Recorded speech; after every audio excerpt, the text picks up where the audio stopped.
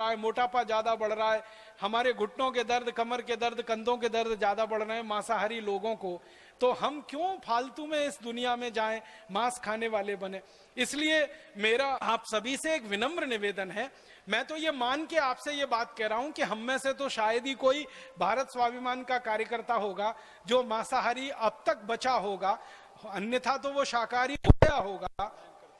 प्राणायाम करते करते, योग करते करते, बार बार आस्था चैनल पर परम पूजनीय स्वामी जी का व्याख्यान सुनते सुनते अब तक तो सभी भारत स्वाभिमान के जो कार्यकर्ता हैं, भारत स्वाभिमानी हैं, वो सब शाकाहारी हो गए होंगे, लेकिन गलती से कोई एक आध बच गया है तो अब हो जाना चाहिए, उसको बहुत जल्दी से जल्दी शाकाहारी हो जाना चाहिए, उसको मांसाहारी रहना ही नहीं चाहिए।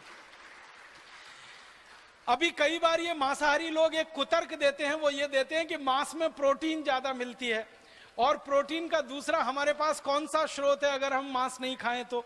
आपको सुनकर ताज्जुब होगा और हैरानी होगी कि मांस में जितनी प्रोटीन मिलती है लगभग उतनी ही और उससे थोड़ी ज्यादा प्रोटीन हमको दालों में मिलती है।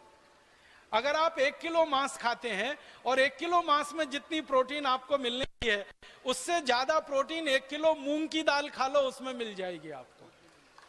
1 लीटर दूध पी लो, उसमें उससे ज्यादा प्रोटीन आपको मिल जाएगी। और 1 लीटर जो है ना, अगर आपको कैल्शियम चाहिए और कैल्शियम के साथ साथ दूसरे माइक्रोन्यूट्रिएंट्स चाहिए, हमारी वेबसाइट rajivdixit.com जरूर विजिट करें। 1 लीटर संतरे का रस पी लो, 1 लीटर मौसमी का रस पी लो, गाजर का रस पी लो, टमाटर का रस पी लो। मांस से तो कई गुना सस्ता है और कैल्शियम देने में मांस से ज्यादा आगे है, प्रोटीन देने में आगे है, हजम बहुत जल्दी हो जाता है, पाचन उसका बहुत जल्दी हो जाता है। तो 1 किलो मांस खाने से अच्छा 1 किलो दूध पीना, 1 किलो मांस खाने से अच्छा 1 किलो दाल खाना, 1 किलो मांस खाने से अच्छा 1 लीटर जूस पी लेना।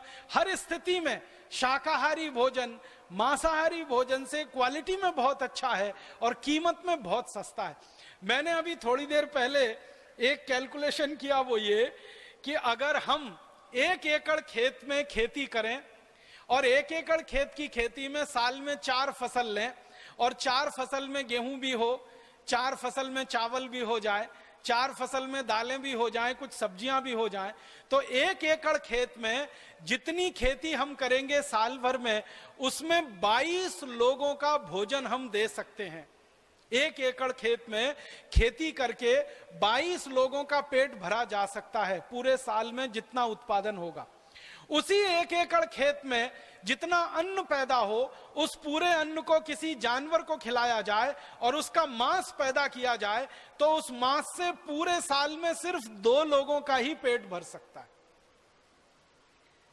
1 एकड़ खेत में हम खेती करके अन्न पैदा करें तो 22 लोगों का भोजन मिलता है। उसी 1 एकड़ खेत में जो अन्न पैदा हो रहा है वो जानवरों को खिला दिया जाए, जो जानवर उस मांस को खाएंगे और उसमें से जो मांस पैदा होकर आदमी को खाने को मिलेगा वो सिर्फ 2 आदमी का पेट भर सकता है। बहुत साल पहले हमारे देश में एक महान विचारक और चिंतक पैदा हुए, महर्षि दयानंद सरस्वती। महर्षि दयानंद सरस्वती जी ने एक बहुत सुंदर पुस्तक लिखी है, बहुत छोटी सी पुस्तक है लेकिन बहुत ही सुंदर है। मेरे विद्यार्थी जीवन में मैंने उस पुस्तक को बार बार पढ़ा था। उस पुस्तक का नाम है गो करुणा निधि। गो करुणा निधि पहली पुस्तक थी जिसको मैंने पढ़ा जिसमें गाय के बारे में आर्थिक मूल्यांकन और विश्लेषण प्रस्तुत किया गया था। महर्षि दयानंद सरस्वती के पहले शायद किसी भारतीय चिंतक और विचारक को गाय के आर्थिक पक्ष के बारे में इतना बड़ा अंदाजा नहीं था। तो महर्षि दयानंद जी ने भी यही लिखा है कि एक गाय को काटकर उसका मांस खिलाओ तो बहुत मामूली से थोड़े से लोगों का जीवन चल सकता है, लेकिन उसी गाय को जिंदा रखो और उसके दूध का और दूध के अलावा दूसरी वस्तुओं का उपयोग करो तो उससे कई गुना ज्यादा लोगों का जीवन चलाने का रास्ता खुलता है। तो महर्षि दयानंद सरस्वती ने जो बात 1870 के पहले कभी समझी, सोची और लिखी, वो बात अभी 2009 में भी उतनी ही खरी और सत्य है और उतनी ही प्रामाणिक है जो आज से वो लगभग 140-145 साल पहले थी, और इतनी ही प्रासंगिक है। तो हम तो सब महर्षि दयानंद के पुत्र हैं, हम तो सब महर्षि दयानंद के मार्गी हैं, हम तो सब उनकी शिक्षाओं को लेकर अपने जीवन में आगे बढ़ने और चलने वाले लोग हैं। हम तो सब महर्षि दयानंद जैसे महान महान विचारक और महापुरुषों के द्वारा जो दी गई शिक्षाएं हैं उनको अपने जीवन में धारण करके आगे बढ़ने वाले लोग हैं। हम तो भगवान राम के, भगवान कृष्ण के वंशज हैं। हम तो भगवान महावीर, महात्मा बुद्ध के वंशज हैं। भगवान महावीर का तो सारा जीवन ही दया, प्रेम, करुणा की शिक्षा देने में और लोगों को शाकाहारी बनाने में ही बीता है।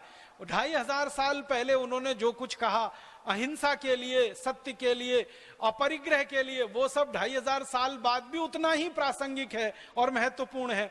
तो भगवान महावीर की शिक्षाएं हो, महात्मा बुद्ध की शिक्षाएं हो, या हमारे देश में महर्षि दयानंद की शिक्षाएं हो, या महात्मा गांधी जैसे लोगों, विचारकों की शिक्षाएं हो, इन सबके आदर्शों को लेकर तो चलने वाले लोग हैं। भारत स्वाभिमानी है हम सब। तो मुझे लगता है कि हमको तो जल्दी से जल्दी इस रास्ते पे चलकर दूसरों को तेजी से शाकाहारी बनाने के लिए काम में लग जाना चाहिए, ताकि भारत की जो 30% आबादी गलती से, अज्ञान से मांसाहार की तरफ बढ़ गई है। भारत में तो अभी गनीमत है कि 30% आबादी ही गलती से मांसाहार की तरफ बढ़ी है, अज्ञान के कारण मांसाहार की तरफ बढ़ी है। इस 30% भारत की आबादी को जल्दी से शाकाहारी बना ले और दुनिया की आबादी को शाकाहारी बनाने के लिए काम में लग जाएं। तो मैंने आपसे विनम्रता पूर्वक कहा था सबसे पहले कि जितना अन्न उत्पादन आज हो रहा है इसमें 1 किलो की भी बढ़ोतरी ना हो और सारी दुनिया में मांस के कत्ल खाने बंद हो जाएं, तो जितना भोजन हम आज पैदा कर रहे हैं उतने भोजन से 1300 करोड़ लोगों का पेट भर सकता है। अभी तो हम सिर्फ 650 करोड़ हैं पूरी दुनिया में।